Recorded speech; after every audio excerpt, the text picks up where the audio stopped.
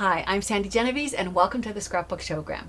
Today we're looking at silhouettes, and if you look at the example of this 12 by 12 scrapbook page, you can see that it's a little bit of a variation on what I consider the sort of traditional silhouette. Normally I think of a silhouette as being cut out of black paper and you just see the black image of the actual silhouette as one solid piece, and usually it's even just the head kind of in profile in a side view. But I thought it would be fun to play with that and to use the silhouetted images but out of pattern paper, and it gives this neat sort of collage look.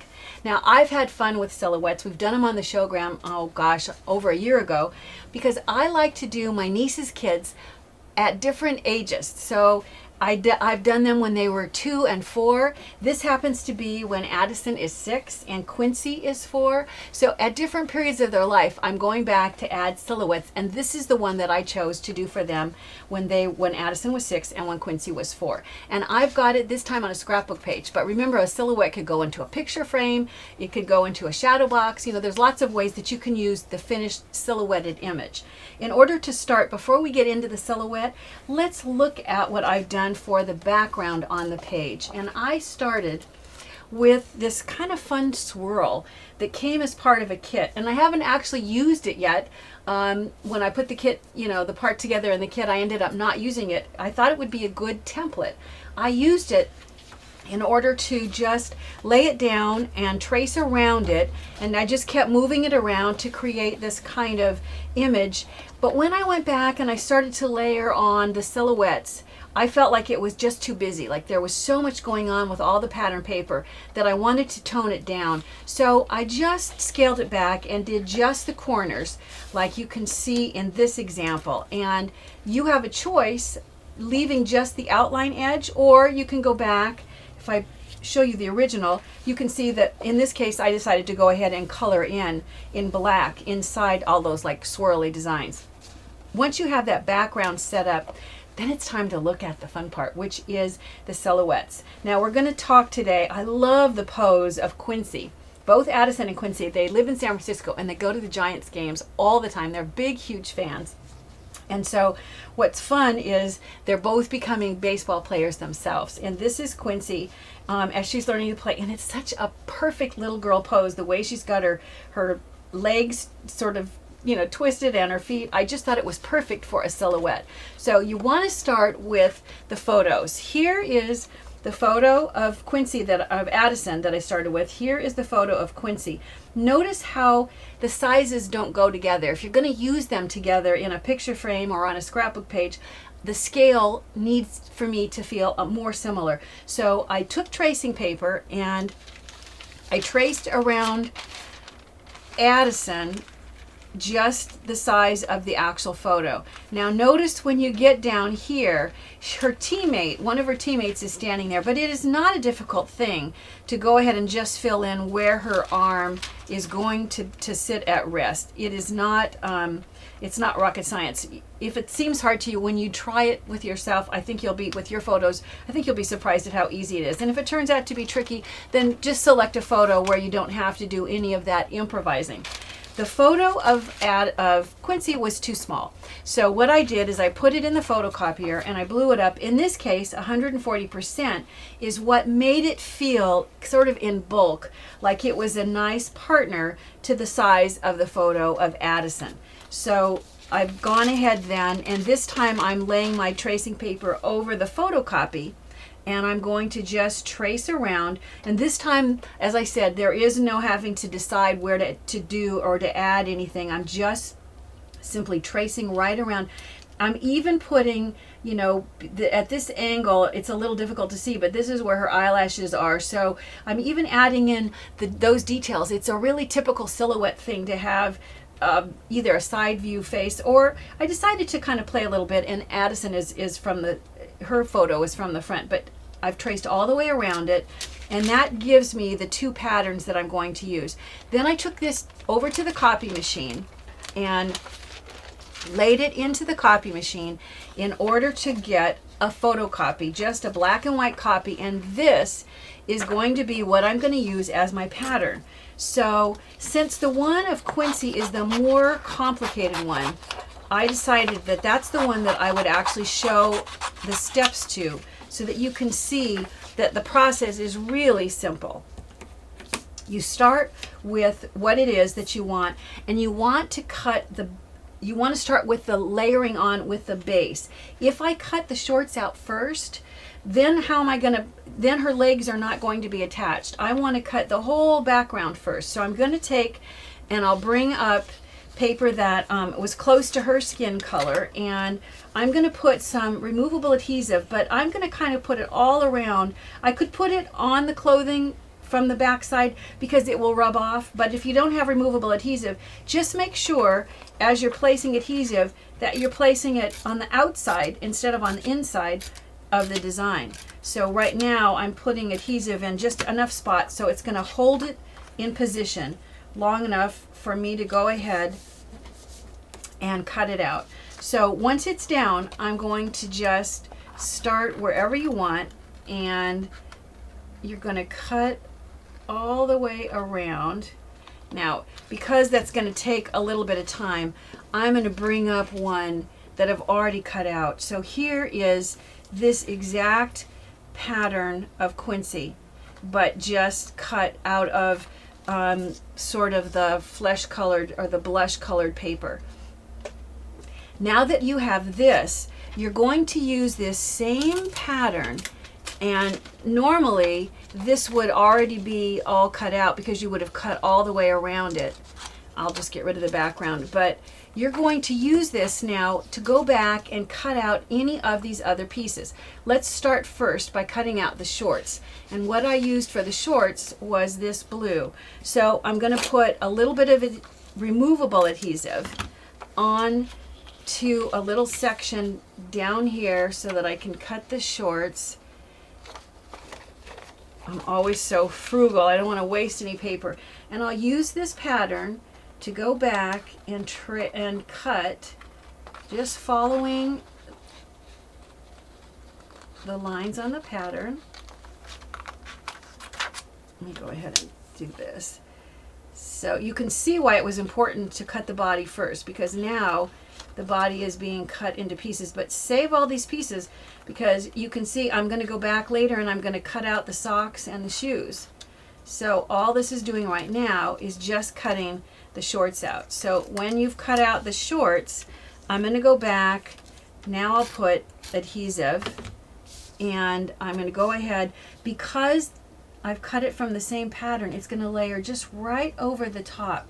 Now, the one that I did of Quincy, I thought that it was kind of helpful to have a little more detail. So I went back just with a pen, a marker that was a similar color, and I used this to create more definition of the actual line of the shorts.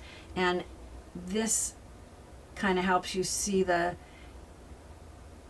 actual pose that she's in. I'm not going to bother to go along the top because I'll be covering back over that with the shirt. So I've just added a little bit of detail. If any removable adhesive is still on the top from when you had this sitting like so, just rub it off of this pattern. Now you're going to take, and let's go ahead and cut out. I want to show you the shirt because it gets into the arm, which is probably the most tricky part. It's not hard, but I want to be sure that I explain to you. What I've done is I've put more removable adhesive, and this time I've placed it so that I can cut out the shirt. Now, I'm going to go ahead, and if I follow the line of my pattern, I'm cutting out around like so. I'm going to need to cut straight through that arm. So I'm going to go back later and I am going to cut out the arm.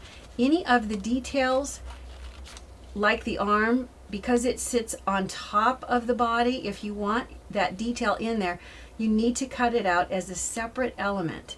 So I've gone ahead and I've cut out the shirt. I am going to want to add in this detail, and you could do it with cutting out another contrasting paper, but it's kind of a small little piece. I thought that it would be easiest to add that detailing with a red pen. First, I'm going to go ahead and place it right over the top so that it's going to sit And I'll try to do this one, my tweezers, so hopefully my hands are out of the way so you can see that it's going to just sit right back on top of the pink that I've cut out. And the removable adhesive that was on the pattern, a little bit of it is sitting there, so I'm rubbing it off. Now I'm going to add that detail of the red from the shirt. So I'm going to take this, and for some reason I need to see what I'm doing right side up, so I'm going to turn this right side up so that I can see what I have is her shirt coming across along the neckline here, and then going along the top and coming around, and it's going to actually come down. Now you could, I think when I did this the first time, I think I actually placed the arm in there first. But let me tell you what you need to do to get that arm. Remember, I've gone ahead and I've sort of cut a piece of it out. So what I did was I just made a separate pattern. I'm going to go back now and I'm going to take and lay this back on more of the pink paper, and I'm going to just cut out, I'll cut like right about to here, and then cut around here and cut right like so, so that I have an arm. And I've gone ahead and I've cut one. Let me hold this up so you can see what I mean. I'll do it with my tweezers so you can see. I've used this pattern, this fresh pattern, as a guide to be able to cut this, and I've just cut far enough in so that I know when I place the mitt over the top it's going to cover up exactly what it needs to cover up. So at this point I'm going to put adhesive on her arm, and the fact that the pose that I selected had her arm sitting over the top of her body, the placement is easy because her arm has to line up here and the shoulder has to line up here. So when the shoulder is in position and the arm is in position, it's going to sit like so. And you can see that I'm going to need to go back and add a fatter red band in order for this to make sense. It's a good lesson learned. I should have put her arm down first before I colored in this red section. And in order for that to make sense, then this needs to get a little wider as well. So you can see how you just start layering all of those things. You would do the same thing. Let me bring this around and show you.